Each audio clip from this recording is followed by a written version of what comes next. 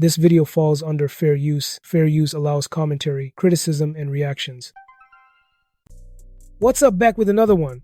So I got a new clip for you, and it's Joe speaking on Charlie Kirk. Check this out. Building, y'all know the vibes. Queen's finest. You already know what time it is when gang is here. What episode is this? 860. Welcome to episode 860, brought to you by, fueled by, powered by Prize Picks. Prize Picks here. I'm your humble, grateful, gracious, happy to be here. Host, really comfy host, Joe Budden here with a few really amazing people. Flip is here, Mark Lamont Hill is here, Ish is here, Ice is here, Parks is here, Poe is here, Corey is here, Erickson is here, Tanner and Savon are here by remote. Last but certainly not least, each and every one of you guys are here. What's popping? How's everybody doing? What's up? Feeling great, man. How we doing? We doing good, boy. I'm great. Let's go. All right. That is my intro. Tossing it to Mark. Mark Lamont Hill, doctor. Take it away. Mark. Well, I got an update for Solve y'all. racism. That's easy. That's easy. That's over already. But I got an update for y'all. Charlie Kirk's has been found. His dad ratted.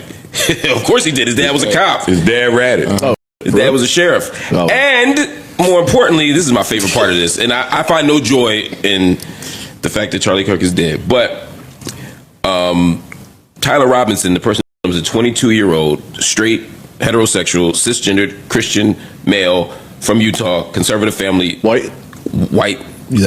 What? Yeah. You need to be said. You forgot about that part. Thank you. That's a great one. White. Families registered Republicans. He's not registered, but family registered Republicans. Dad's a sheriff. I'm just saying, this is a dream for the left, and because what happens is everybody for the last 3 days on TV been saying, you know, it's those crazy liberals, it's those crazy trans people, it's the blacks that killed them, it's the Democrats that killed them. Nope, wasn't none of them. It was one of y'all that killed them, and that makes me relieved. I'm not happy, but relieved. I see what you said. You know what I mean? Yeah, it makes sense to me. I just looked at his Facebook page, by the way. You know who he was for Halloween? Who? Donald Trump.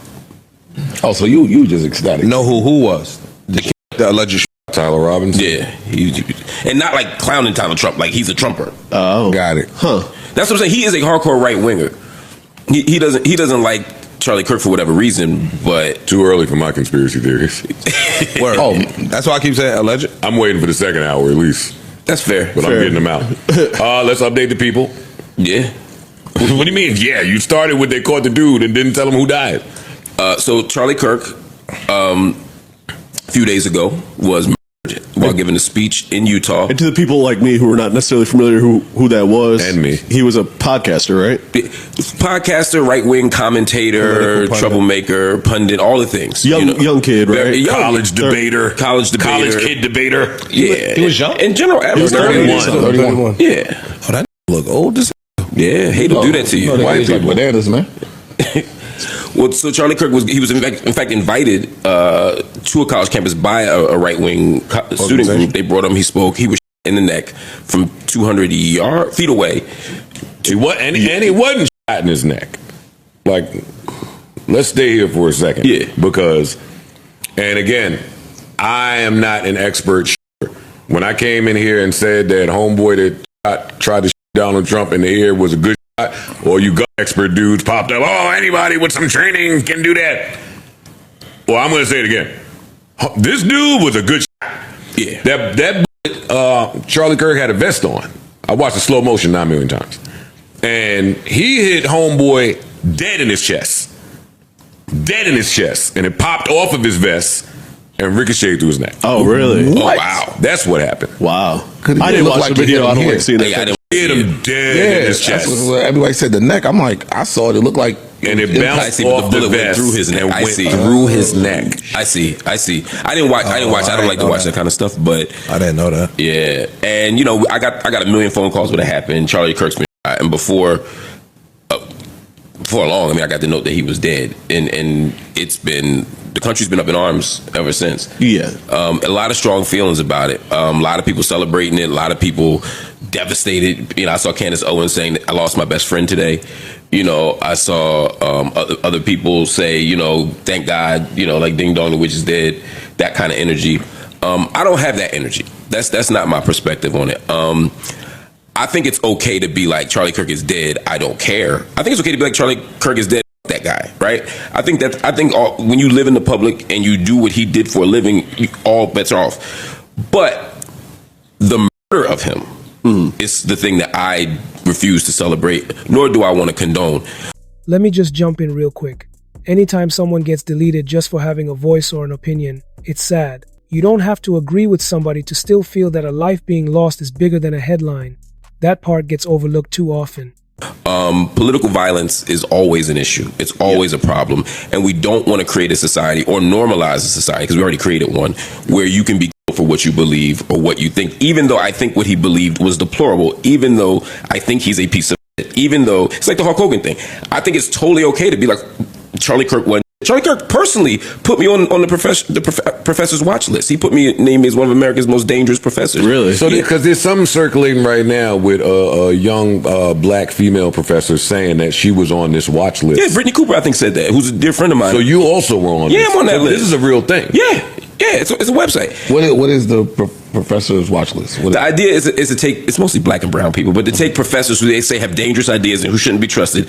It encourages universities to fire us. It encourages other people not to bring us in to speak. And frankly, it encourages harassment. It encourages doxing. Wow. Was he on this list? And no, he's not a professor. Okay. Yeah. You have to be a professor. Yeah, and it's his list. He created the list. Oh. Yeah. So he basically said, I'm going to warn you all. Anyone combating white supremacist views and theories. Right. Okay. He took the mantle from like David Horowitz, who used to do it. David Horowitz was the first person who put me on the list. And these are like, he died this year too, of natural causes. He lived way too long.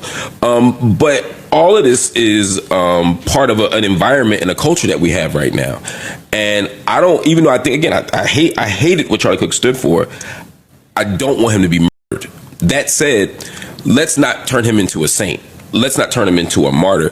He did create energy. He created a context for this. He's the one who encourages people to track people down. His words, his actions encourages people to threaten people.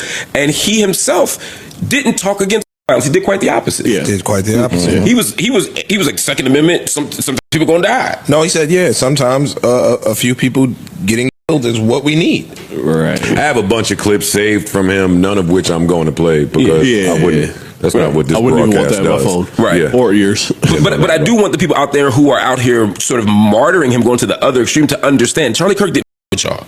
What's up? So what are my thoughts about this? Here's the thing. When you see someone like Joe Budden reacting to the news of Charlie and Dirk being deleted, it puts a spotlight on something much bigger than just two individuals. We live in a time where sharing thoughts, whether controversial or personal, can come with real-world consequences. And sadly, those consequences are getting more extreme. It's heartbreaking that people, no matter what their beliefs or backgrounds are being deleted simply for speaking up, for being visible, or for holding unpopular views. The fact that people can be targeted over what they say or how they express themselves is a sign of something deeper happening in our culture. What Joe Budden seems to touch on, even without going too far, is how fragile life really is right now for public figures and even everyday people who get attention online. We've gotten to a point where disagreement doesn't just mean debates anymore, it can turn into something dangerous. And whether or not you agreed with Charlie or Dirk on anything they stood for, the truth is they had families, they had people who loved them, and they had voices that mattered to someone. That's what makes it so hard to process. This isn't just about music or politics, it's about humanity. When someone gets deleted over their presence alone, it should make all of us stop and think. Have we created an environment where being seen or heard is a risk in itself? We have to do better. We have to start separating disagreement from hate and stop treating people's lives like they're just part of online drama. Okay, so make sure to subscribe to the channel and leave a comment and also like this video. I'll see you in the next video.